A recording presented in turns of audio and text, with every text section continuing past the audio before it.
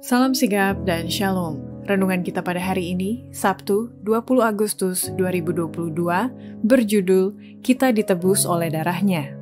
Ayat intinya terdapat di dalam Efesus 1 ayat 7. Sebab di dalam Dia dan oleh darahnya kita beroleh penebusan, yaitu pengampunan dosa menurut kekayaan kasih karunia-Nya.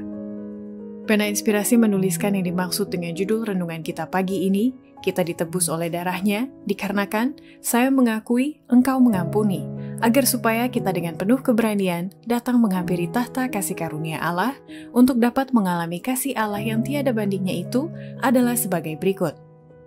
Pertama, alasan dan bukti bahwa kita ditebus oleh darahnya, karena saat Yesus sedang melakukan pekerjaan pengantaraan di surga sampai hari ini, Ia masih mempersembahkan darahnya di hadirat Bapa atas nama orang-orang berdosa dengan cara memperlihatkan bekas luka-luka yang dialaminya.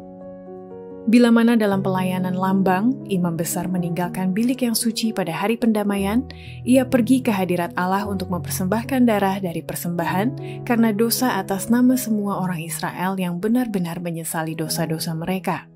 Demikianlah Kristus telah menyelesaikan satu bagian dari pekerjaannya sebagai pengantara untuk memulai bagian yang lain dari pekerjaan itu, dan ia masih mempersembahkan darahnya di hadirat Bapa atas nama orang-orang berdosa. Kedua, alasan dan bukti bahwa kita ditebus oleh darahnya, karena sampai sekarang, Kristus masih memohon dengan darahnya di hadapan Bapa atas nama orang-orang berdosa untuk supaya orang-orang berdosa itu bisa mendapatkan pengampunan. Demikian juga Kristus memohon dengan darahnya di hadapan Bapa atas nama orang-orang berdosa, dan menyampaikan juga di hadapannya doa-doa orang percaya yang menyesali dosa-dosanya, yang disertai keharuman kebenarannya sendiri. Demikianlah pekerjaan pelayanan di bilik yang kudus di Ka'bah surgawi. Ketiga, alasan dan bukti bahwa kita ditebus oleh darahnya, karena untuk menghapus dosa-dosa kita yang masih tertulis di dalam buku catatan surga, hanya boleh diperoleh atau dihapus melalui pengorbanan darah Kristus di salib. Selama 18 abad lamanya, pekerjaan pelayanan ini berlangsung di bilik yang suci. Darah Kristus dipersembahkan atas nama orang-orang percaya yang menyesali dosa-dosanya, mendapatkan pengampunan dan penerimaan mereka kepada Bapa. Namun, dosa-dosa mereka masih tertulis di dalam buku catatan. Sebagaimana dalam upacara lambang, ada pekerjaan pendamaian pada akhir tahun.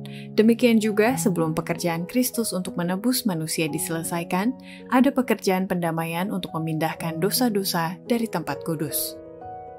Keempat, alasan dan bukti bahwa kita ditebus oleh darahnya, karena oleh jasa darah korban hewan dalam sistem upacara di Bait Suci adalah kiasan yang melambangkan pekerjaan Kristus di surga pada akhir pelayanannya, setelah kematiannya di Golgota untuk mengampuni manusia berdosa. Bila mana imam besar, oleh jasa darah korban karena dosa, memindahkan dosa-dosa dari tempat kudus ke atas kambing Azazel, demikianlah bila mana Kristus oleh jasa darahnya sendiri memindahkan dosa-dosa umatnya dari tempat kudus surgawi pada akhir pelayanannya. Ia akan menanggungkan dosa-dosa itu ke atas setan, yang pada pelaksanaan hukuman harus menanggung hukuman terakhir. Demikianlah renungan kita pada hari ini, kiranya Tuhan memberkati kita semua.